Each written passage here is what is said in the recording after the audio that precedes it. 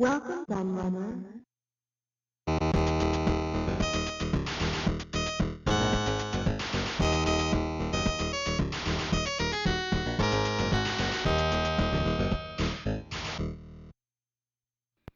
Hey everybody, Kieran O'Care the Laird here. I'm back with another book review for you, and this is one that I really wanted to get done before Christmas. It's only just arrived yesterday, and so I wanted to try and get it out as quick as possible. It's a bit of unfortunate timing in a way because it leaves it a little bit too late for people to purchase for Christmas presents, but hopefully this will show you what a great book it is and encourage you to buy it for a late Christmas present or a New Year present, or just buy it anyway, which is what I recommend, as you will see. But I'm hoping that you'll be able to see this well enough, because it's a really horrible, dark, dismal day, and I've struggled to find anywhere in the house where there's a decent enough amount of light to for you to be able to see it, which is hence why I've positioned my book stand, aka laptop, in front of a window. Hopefully there is enough light to be able to see this well enough. But as you can see, it's Let's Go Dizzy, the story of the famous Oliver twins, creators of the Dizzy character and many other great games over the years, most notably for Codemasters, where they're probably most famous. And I should probably add a little disclaimer to this video before I start, really, because I was actually part of this book. The main authors were Chris Wilkins and Roger M. Keane, of course, but I contributed quite a bit. I wrote all the game reviews, as which we'll see when we go through it. So I was really proud to have been asked to be part of this book. I was a massive, massive fan of the Oliver Twins games growing up. Not so much the actual Dizzy Adventures, though my brother absolutely loved them. But I was never much a fan of platform games, I have to confess. But Advanced Pinball Simulator was I adored. Especially I loved BMX Simulator, Grand Prix Simulator, Quick Snacks and Fast Food, the spin-offs, and Bubble Dizzy, all favourites of mine. I loved the spin-off Dizzy games, and there was loads of stuff. Trying to think, it was the jet ski simulator. That was another good one. I mean, if I saw a Codemasters game in my local newsagents on their rack of budget games, I pretty much always bought it because of the quality of their stuff. So my review will be a little bit impartial, I suppose, being that I was part of the team behind it. But I think that this book speaks for itself, to be honest. And I think when I have a flick through it, you'll see that. I don't want to dwell on it for too long. There's a lot of content here, and I'd rather you kind of investigated it for yourself, but we'll have a little look through. So you can see that it's split into a big amount of categories. We've got a large amount of pages. I mean, look, it goes up to 230 on the index. So there's interviews in here. There's news stories from back in the day.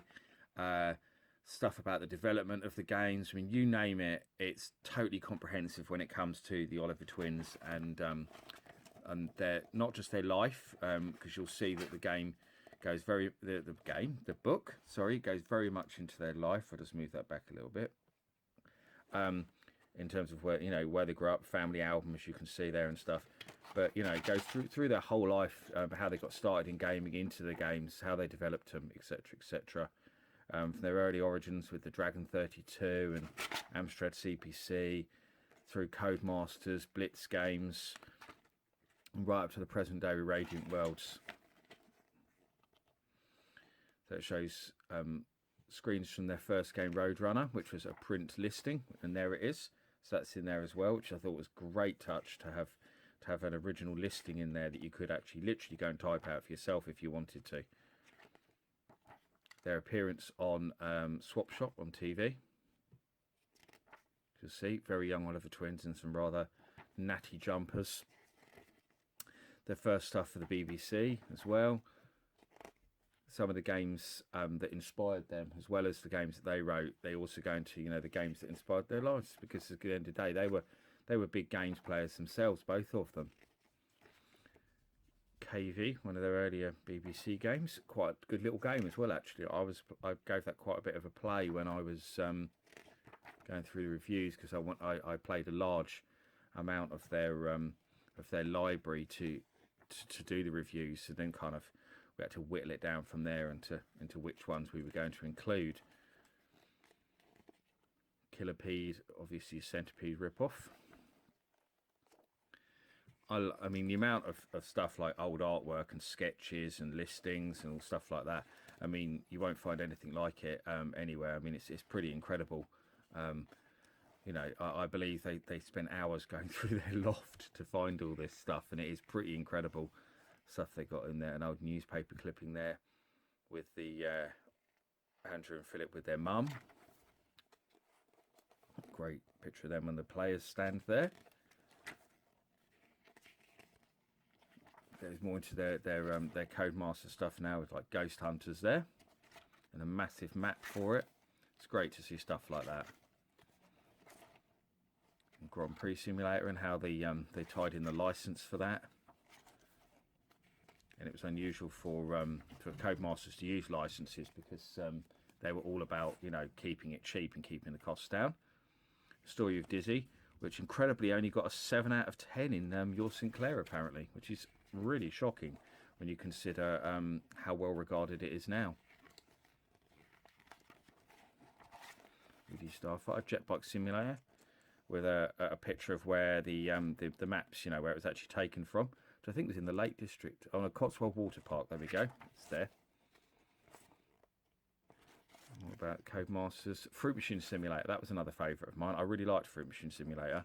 It's kind of silly because you couldn't actually win any real money, but I just really enjoyed it. It was just kind of a nice laid-back game. It was kind of one of them games that I used to stick on when I couldn't really work out what else to play, and I enjoyed it greatly. I talked about it actually on the very first, I'm sure it was the first Atari XE podcast I did.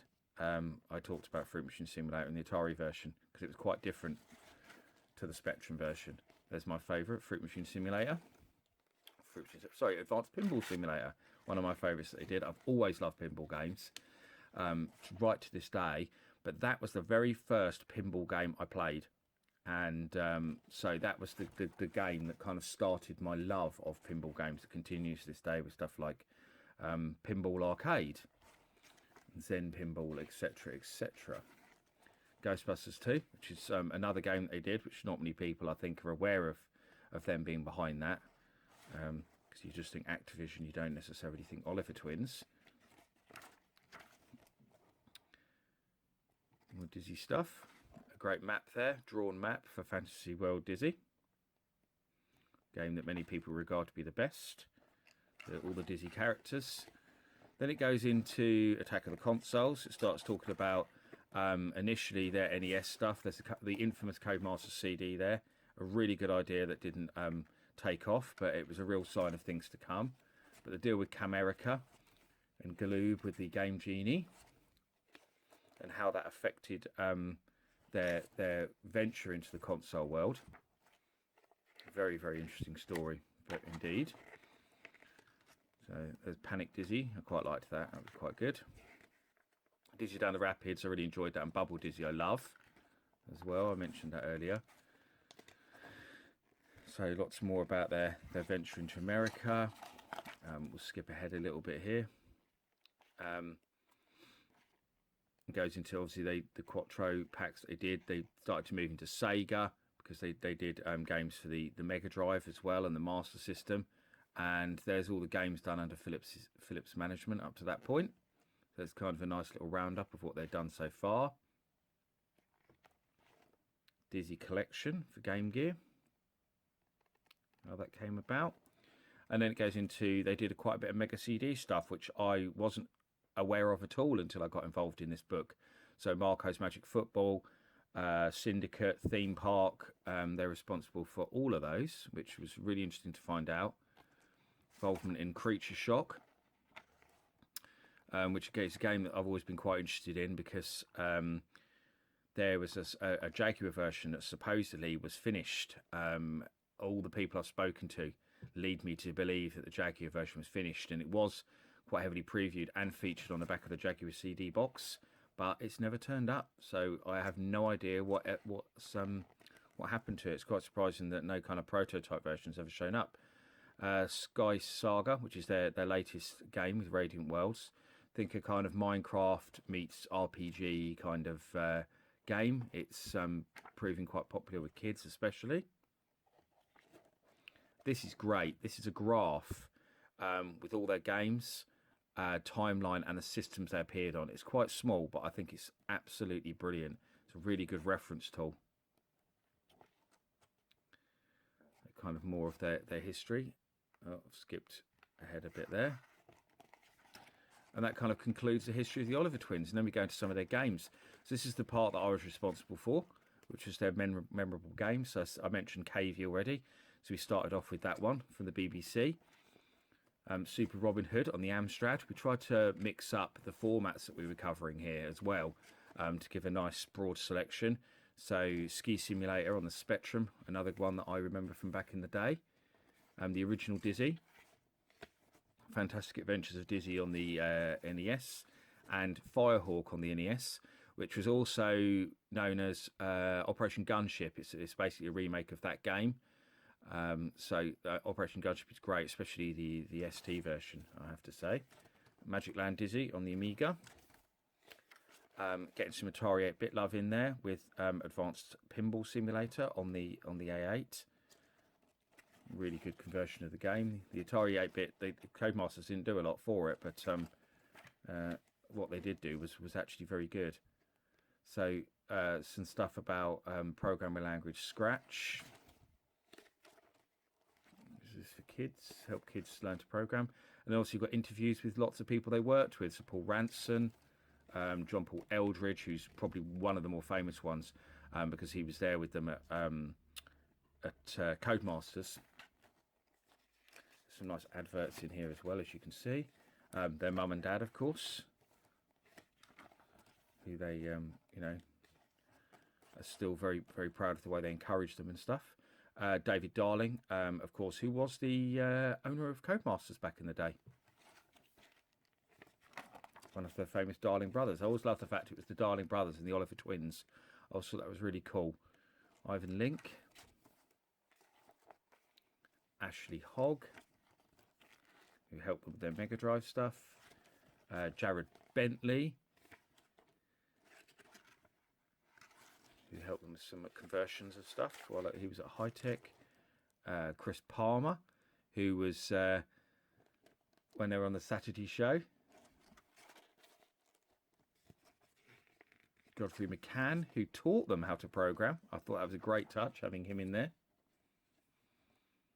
Peter Williamson, another guy they worked with. Andrew Joseph. And the sad story of Dizzy Returns and the Yoke Folk website, which is not sad, but it talks a lot about that. But it's a shame that the Dizzy Returns, the Kickstarter never took off. But who knows if they'll return to that in the future. Hopefully they will. And then last of all, it goes to the people who backed it on Kickstarter. So as you can see, I've gone through it quite quickly, but I think you've got a good impression of what the book's about. And I didn't want to go too into detail because it would ruin the book a little bit. And it really is a fantastic book. I mean, as I say, I'm a little bit biased because I was involved in it, but obviously, although I was only involved in a small part of it, so reading the rest of it, it taught me so much. And having always been a fan myself of their games through the years, I mean, it was great when I met them at Revival for the first time. And I remember helping them set up their Oculus VR unit and stuff, and chatting to both the twins, and they were really great guys. And it was great, first of all, meeting them. And meeting them again later on, actually, because I was at the launch party helping Chris when he launched the Let's Go Dizzy book. And at that point, I wasn't even involved in it, but I went along to support him. And then I ended up getting involved in the book later. But it was fabulous that they asked me to be part of it. It's fabulous that it showed, the faith in me to provide what they wanted for the book. And it just turned out amazingly well. And, the response across all of social media, the forums, etc., for this book has been immense. So I'm really pleased that everyone liked it so much, and really proud to have been part of it. So I hope you've enjoyed my look at the Oliver Twins book. I strongly suggest that anyone who hasn't already bought it goes out and buys this as soon as possible. I will put a link below of where you can purchase it. I hope everyone has a brilliant Christmas, a great New Year, and I'll be back after Christmas with some more great reviews for you. So I hope you enjoyed watching. Give us a like if you haven't already. Please subscribe if you haven't done so. And thanks for watching. Bye bye.